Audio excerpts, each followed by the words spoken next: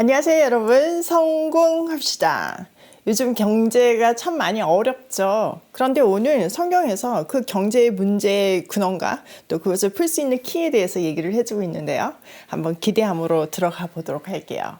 자, 우리는 지금 마지막 때에 일어날 재앙들에 대해서 공부를 하고 있어요. 요한계시록 6장에서부터 16장까지는 4가지 사이클이 돌아간다고 했죠. 첫 번째가 7개의 인, 그리고 7개의 나팔, 7개의 표적, 그리고 7대접이에요. 우리는 지금 이 첫 번째 그룹인 7인을 보고 있는 중이에요. 자, 위치 파악하셨으면 이제 본문 속으로 들어가 보도록 할게요. 자, 6장 1절부터 2절까지 첫 번째 인을 뗐을 때 뭐가 나왔죠? 네, 맞아요. 흰말을 타고 활을 든 사람이 나왔어요. 이것은 적 그리스도라고 말씀드렸죠. 이 적그리스도는 하나님의 백성들을 미혹하고 넘어뜨리려고 노력했어요. 여기 2절에 보면 이기고 이기려고 했다는 거죠. 근데 결국은 하지 못해요. 이어서 둘째 인이 떼어지는 장면이 오늘 본문인데요. 3절. 둘째 인을 떼실 때 내가 들으니 둘째 생물이 말하되 오라 하니 이에 다른 붉은 말이 나오더라. 그 탄 자가 허락을 받아 땅에서 화평을 제하여 버리며 서로 죽이게 하고 또 큰 칼을 받았더라. 두 번째 인을 떼니까요, 불빛과 같은 붉은 말이 나왔어요. 그 위에 탄 사람은요, 땅에서 평화가 없어지는 권세를 받아서 서로 죽이도록 하는 큰 칼을 받았어요. 자, 이 장면 한번 생각해 보세요. 평화가 없어지고 서로 못 죽여서 안달이 난 이 상황. 한마디로 극심한 분쟁의 상황이라고 볼 수 있어요. 우리가 지난 역사를 보면요, 사탄은요, 분쟁이라는 전략을 아주 잘 활용했어요. 별것도 아닌 것으로 서로 막 찌르고 무너뜨리고 헐뜯고 좌절시키고, 이런 분쟁이 세상 끝날에는 정말 극에 달할 것이라는 것을 말해주고 있는 거죠. 이 분쟁은 나라와 민족, 또 노사관계에서, 또 세대 간에, 이제는 가정 안에, 또 교회 안에도 분쟁이 끊어지지 않고 있어요. 우리는 그 분쟁의 진원지가 사탄임을 꼭 기억해야 해요. 그 사탄의 전략에 휘둘리지 않고 진리를 붙들고 영의 눈을 열어서 서로 물고 뜯고 싸우는 그런 분쟁 속에 휘말리지 않도록 노력해야 해요. 자, 분쟁을 이기는 길은 뭘까요? 목소리가 큰 것도 아니죠. 크면 더 분쟁이 더 커지죠. 또 더 논리적이라고 되는 것도 아니에요. 각자 자기가 다 옳다고 생각을 하니까요. 바로 이 분쟁을 없애는 것은 화평을 지키는 거예요. 우리는 이 땅에 그리스도를 본받은 피스메이커로 보내졌어요. 내가 가는 곳에는 만약 그곳에 분쟁이 있다고 하더라도 피스메이커인 나를 통해서 화평해져야 되는 것이 정상이에요. 이것이 종말을 사는 하나님의 자녀들의 바른 태도죠. 자, 세 번째 인이 떼어지는 장면 한번 살펴볼게요. 셋째 인을 떼실 때 내가 들으니 셋째 생물이 말하되 오라 하기로 내가 보니 검은 말이 나오는데 그 탄 자가 손에 저울을 가졌더라. 내가 내 생물 사이로부터 나는 듯한 음성을 들으니 이르되 한 데나리온의 밀 한 대여 한 데나리온의 보리 석대로다. 또 감람류와 포도주는 해치지 말라 하더라. 자, 셋째 인이 떼어지니까요, 이번에는 검은 말이 나왔어요. 그 위에 탄 사람은 이번에는 저울을 손에 들고 있었죠. 그때 음성이 들리는데 한 데나리온의 밀 한 대요 한 데나리온의 보리 석대로다, 이렇게 얘기해요. 자, 한 데나리온은 하루 노동자들의 품삯이었어요. 최저임금이라고 볼 수 있죠. 또 저울은요, 경제활동하고 연결이 되어 있어요. 우리나라도 예전에 저울에 이렇게 대서 뭐 과일을 팔고 쌀을 팔고 이런 시대가 있었죠. 지금도 뭐 마켓에 가면 전자저울이 있잖아요. 자, 6절에 보니까 그 경제활동을 상징하는 저울로 돼지를 하고 있는데 한 데나리온의 밀 한 대와 보리 석대래요. 당시 한 데나리온은 노동자의 하루 품삯이었고 최저임금이었고 또 아주 적은 돈을 상징하는 의미였어요. 또 보리도 하류층의 음식으로 구워서 거친 빵을 만들거나 아니 죽을 만들어서 먹었어요. 우리나라도 보릿고개 있었잖아요. 근데 지금 이 시세를 보니까 한 데나리온의 밀 8대와 보리 3대래요. 당시에 한 데나리온은요, 밀 8대와 보리 48대를 살 수 있는 화폐의 가치였대요. 그런데 지금 6절은 밀 한 대와 보리 석 대만 살 수 있대요. 그러니까 밀은 거의 8배 거래되고 있고 보리는 거의 16배 거래되고 있는 것을 볼 수 있어요.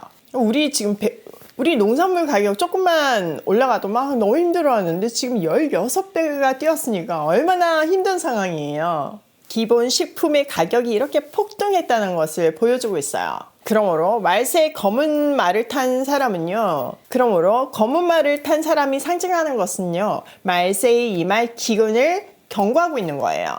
극심한 기근은 말세의 징조인 거죠. 그런데 6절 끝에 보니까 감람유, 그러니까 올리브유와 포도주는 해치지 말라 하는 말이 들렸어요. 당시에 올리브유와 포도주도요. 노예들까지 일정량을 소비하는 주요 식품이었어요. 이 말은 기근이 완전하게 오지 않았다는 것을 암시하고 있죠. 지금 6절에서 말하는 기근은 재난이 시작되는 시점이라는 것을 뜻하고 있어요. 아니나 다를까 지금 이제 우리가 16절까지 재난을 계속 볼 거잖아요. 근데 지금 셋째 인을 뗐는데 내일 볼 넷째 인을 떼는 것을 보면 청황색 말이 죽이는 권세를 갖고 있거든요. 그리고 점차적으로 16장까지 보면 재난이 전체로 확장된다는 것을 볼 수 있어요. 사실 이 말세에 대한 징조는 여기 처음 나오는 게 아니에요. 마태복음 24장의 감람산 강론에서 예수님께서 이 말세의 징조에 대해서 말씀해 주셨죠. 그 첫 번째 징조가 지금 이 요한계시록하고 동일하게 미혹, 적 그리스도였어요.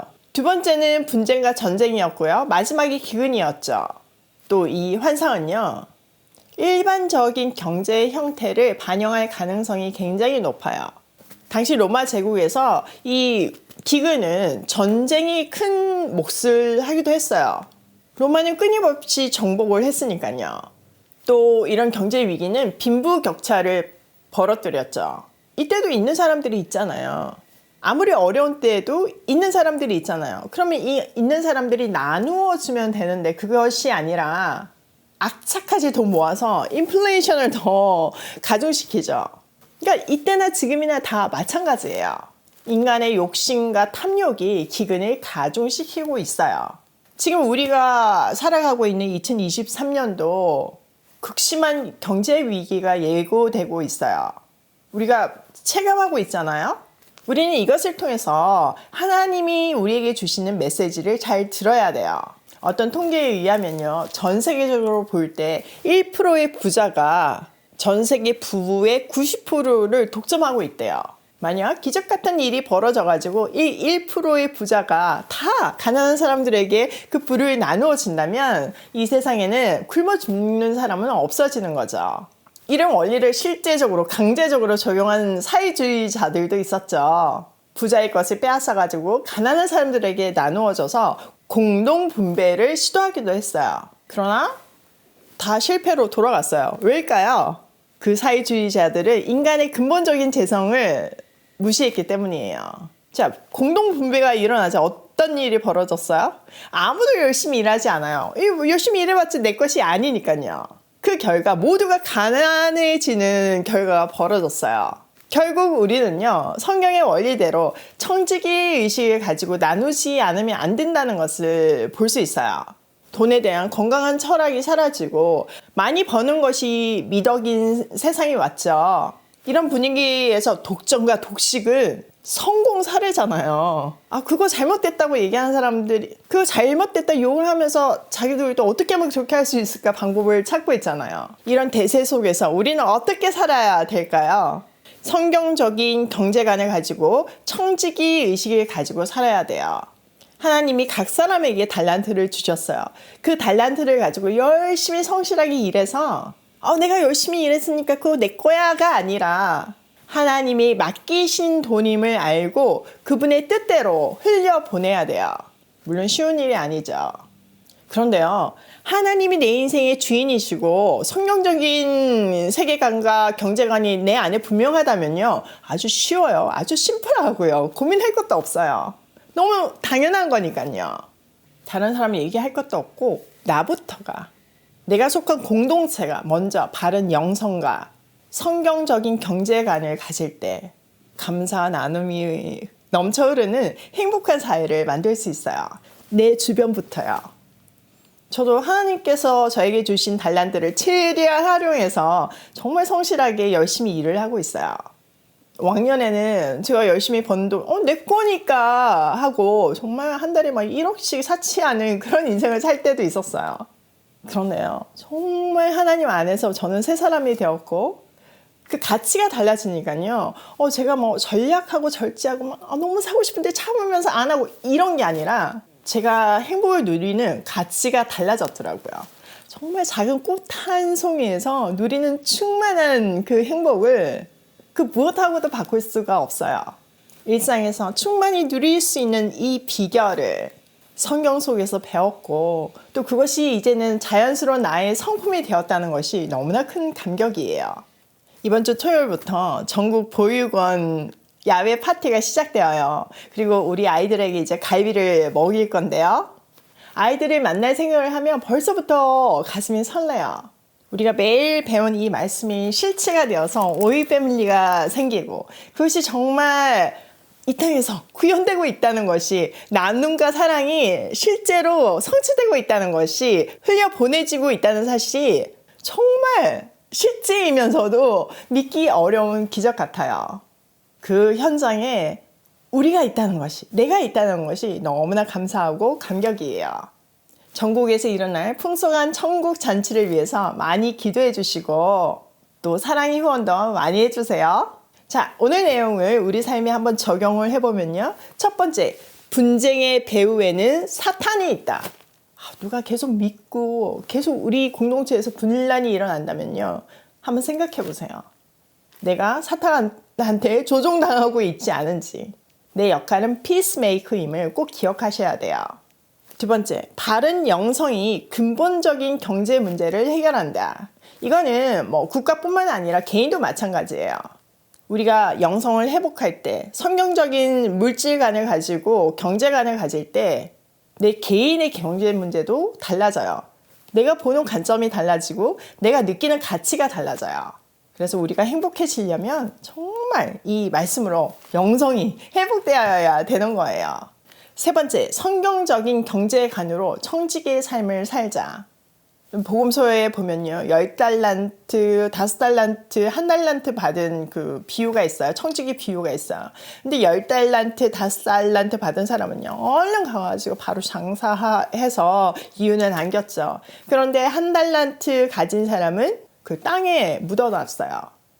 여기서 우리가 두 가지 교훈을 얻을 수 있는데요. 앞에 두 사람은 하나님께서 준비가 되어 있었다는 거죠.